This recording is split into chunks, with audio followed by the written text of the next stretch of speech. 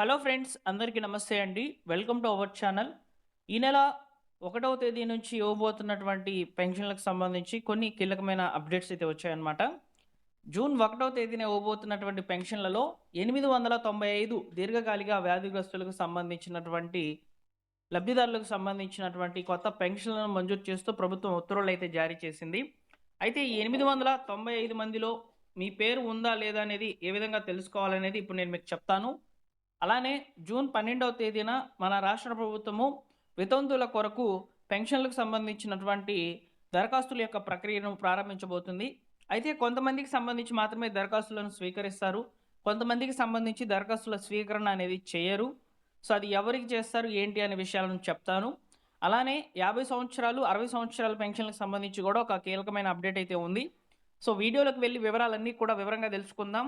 So మీరు వీడియోని తప్పకుండా లైక్ చేసి మీ మిత్రులకి అందరికీ కూడా ఇన్ఫర్మేషన్‌ని తెలియచేయండి. జూన్ నెలలో చాలా ఇంపార్టెంట్ అప్డేట్స్ అనేటివి ఉన్నాయన్నమాట. అవన్నీ కూడా మిస్ అవ్వకూడదనుకుంటే డిస్క్రిప్షన్‌లో ఉన్నటువంటి టెలిగ్రామ్ ఛానల్‌లో జాయిన్ అవ్వండి. పెన్షన్‌లకి సంబంధించి ఏ చిన్న ఇన్ఫర్మేషన్ వచ్చినా నేను మీకు వెంటనే వీడియో చేసి అప్లోడ్ అయితే చేస్తాను. ఇక లేట్ చేయకుండా డైరెక్ట్‌గా టాపిక్‌లోకి అయితే వెళ్ళిపోదాం. జూన్ నెలలో ఇవ్వబోతున్నటువంటి పెన్షన్‌లు ఏవైతే ఉన్నాయో అందులో 895 కొత్త పెన్షన్‌లను రాష్ట్ర ప్రభుత్వము దీర్ఘకాలిక వ్యాధిగ్రస్తులకు సంబంధించి అయితే విడుదల చేసిందనమాట.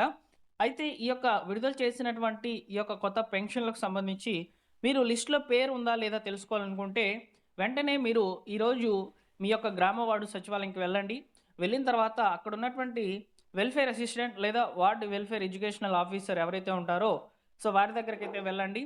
సో వెళ్ళి ఇలా పెన్షన్‌లకు సంబంధించిన లిస్ట్‌లో మీ పేరుందా లేదా తెలుసుకోండి. ఎందుకంటే పెన్షనర్స్ యొక్క వివరాలన్నీ కూడా ఆల్రెడీ అప్డేట్ అయితే అయిపోయినాయన్నమాట జూన్ నెలకు సంబంధించి.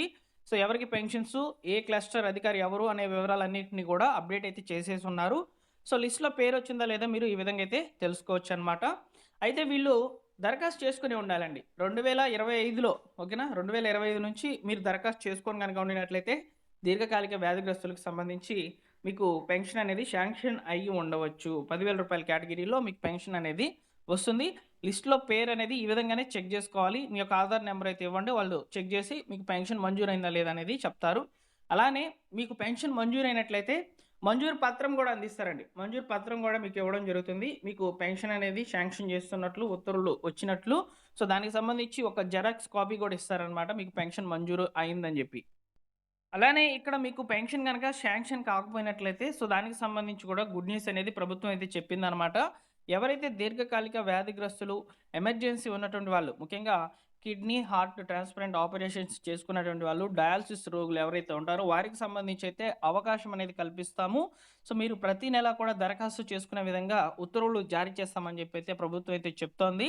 ఎవ్రీ మంత్ ఇప్పుడు మనం స్పోర్ట్స్ పెన్షన్స్‌కి ఏ విధంగా అయితే దరఖాస్తులు చేసుకుంటున్నామో, అలానే ఈ యొక్క దీర్ఘకాలిక వ్యాధిగ్రస్తులకు సంబంధించి కూడా అవకాశం కల్పించేందుకు మేము ప్రయత్నిస్తున్నామని చెప్పి కూటమి ఎమ్మెల్యేలు, మంత్రులైతే చెప్తున్నారనమాట.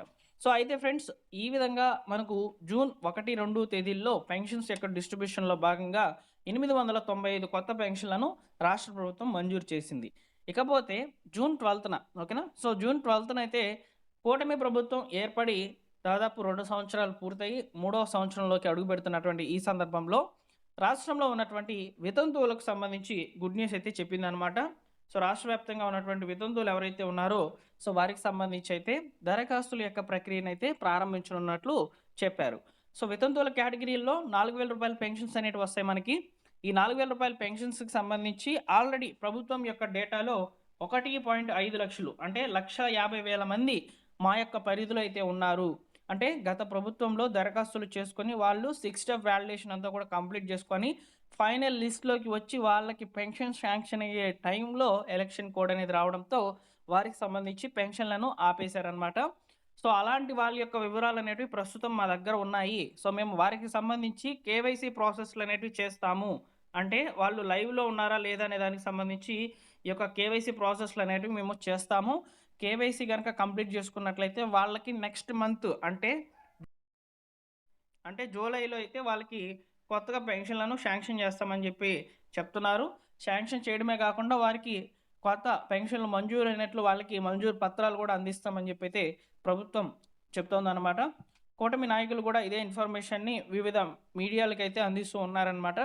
జూన్ 12న అయితే వితంతువులకు సంబంధించి పెన్షన్ల యొక్క దరఖాస్తుల యొక్క ప్రక్రియలు స్టార్ట్ అవుతాయి. ఆల్రెడీ ప్రభుత్వం డేటాలో ఉన్నటువంటి వాళ్ళకి సంబంధించి కేవైసీ ప్రాసెస్‌లు అనేటివి తీసుకుంటారు. కేవైసీ అంటే ఇక్కడ మీరు ఖచ్చితంగా లైవ్‌లో ఉన్నారా లేదా అనే దాని కొరకైతే మీ యొక్క సచివాలయంకి ఆల్రెడీ అంతకుముందు దరఖాస్తు చేసుకున్నటువంటి వితంతువుల యొక్క వివరాలనేటివి వస్తాయి. వచ్చిన తర్వాత వాళ్ళు మీ దగ్గర నుంచి కేవైసీ అంటే బయోమెట్రిక్ తీసుకోవడము, అంటే వేలిముద్రలు తీసుకోవడము, లేదా ఫేస్ స్కాన్ చేయడం, అంటే ఐరిస్ యాప్ ద్వారా ఫేస్ రికగ్నిషన్ అనేది చేస్తారనమాట.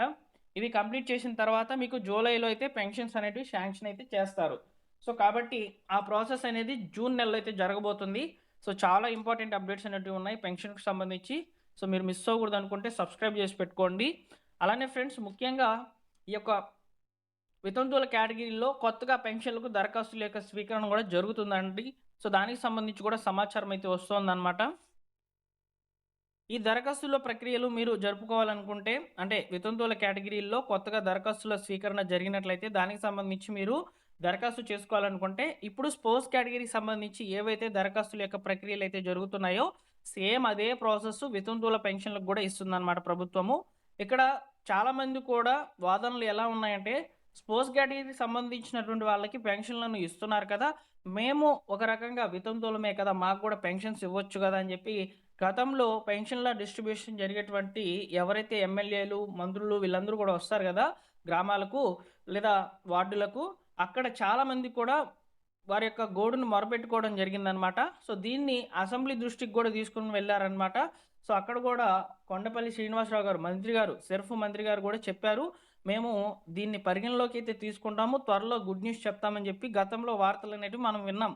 సో దానికి సంబంధించి ఇప్పుడు గుడ్ న్యూస్ అనేది చెప్పారనమాట. జూన్ 12న అయితే వితంతువుల పెన్షన్లకు సంబంధించి దరఖాస్తుల యొక్క ప్రక్రియలను ప్రారంభిస్తున్నట్లు ప్రభుత్వం నుంచి సమాచారం. సో దీని యొక్క ప్రక్రియలు అనేటివి ఏ విధంగా ఉంటాయి, సో దరఖాస్తులను ఏ విధంగా చేసుకోవాలనే దాని మీద ముందు రోజుల్లో ఇన్ఫర్మేషన్ మీకు అందుతుంది. సబ్స్క్రైబ్ చేసి పెట్టుకోండి. అలానే 50 సంవత్సరాలు 60 సంవత్సరాల పెన్షన్లకు సంబంధించి దాదాపు రాష్ట్రంలో కొత్తగా 15 లక్షల మంది వరకు పెన్షనర్లు దరఖాస్తులు చేసుకునే దానికి అవకాశాలు అయితే ఉంటాయని చెప్పి ప్రభుత్వము ఉతామారిగా కొన్ని లెక్కలైతే వేసి ఈ మధ్య మీడియాలో, అంటే మనకు ప్రముఖ న్యూస్ పేపర్లు అయితే పబ్లిష్ కావడం జరిగిందనమాట ఇన్ఫర్మేషన్. సో ఆ యొక్క పెన్షన్లకు సంబంధించి కూడా స్థానిక ఎన్నికలకు ముందుగానే అవకాశం కల్పిస్తామని చెప్పి అయితే ప్రభుత్వం చెప్తోంది. స్థానిక ఎన్నికలంటే గ్రామ పంచాయతీల్లో జరగబోతున్నటువంటి సర్పంచ్ ఎన్నికలు అనమాట. సో దీనికి సంబంధించి కూడా అప్డేట్ అయితే ఉందన్నమాట, 50 సంవత్సరాల 60 సంవత్సరాల పెన్షన్లకు సంబంధించి. సో ముందు రోజుల్లో మీకు ఇంకా ఇన్ఫర్మేషన్ డెప్త్గా అయితే అందించే ప్రయత్నం చేస్తాను. సో ప్రస్తుతానికైతే జూన్ నెల పెన్షన్లలో కొత్త పెన్షన్లు స్పోర్ట్స్ కేటగిరీ కింద యాడ్ అయ్యి ఉన్నాయి. అలానే దీర్ఘకాలిక వ్యాధిగ్రస్తులకు సంబంధించి కూడా యాడ్ అయితే అయి ఉన్నాయి. వాటిని అయితే పంపిణీ చేస్తారు. మీ పేరు వచ్చిందా లేదా తెలుసుకోవాలనుకుంటే ఆధార్ కార్డు తీసుకొని వెళ్ళి వెల్ఫేర్ అసిస్టెంట్ లేదా వార్డు వెల్ఫేర్ ఎడ్యుకేషనల్ ఆఫీసర్ దగ్గరికి అయితే వెళ్ళి చెకింగ్ చేయించుకోండి. లిస్ట్లో పేరు ఉంటే మీకు పెన్షన్ అనేది 4,000 రూపాయల కేటగిరీలో అయితే వస్తుందన్నమాట. ఓకేనా. దీర్ఘకాలిక వ్యాధిగ్రస్తులు అయితే 10,000 రూపాయలు వస్తాయండి. ఓకేనా. సో ఇవ్వండి. సో పెన్షన్లకు సంబంధించి భారీ శుభవార్తలు అయితే ఈ విధంగా ఉన్నాయి. సో సబ్స్క్రైబ్ చేసుకొని బెల్ సింబల్ని ఆల్ నోటిఫికేషన్ ఆన్లో పెట్టుకొని మరొక ఇంపార్టెంట్ అప్డేటెడ్ ఇన్ఫర్మేషన్తో మీ ముందుకైతే వస్తాను.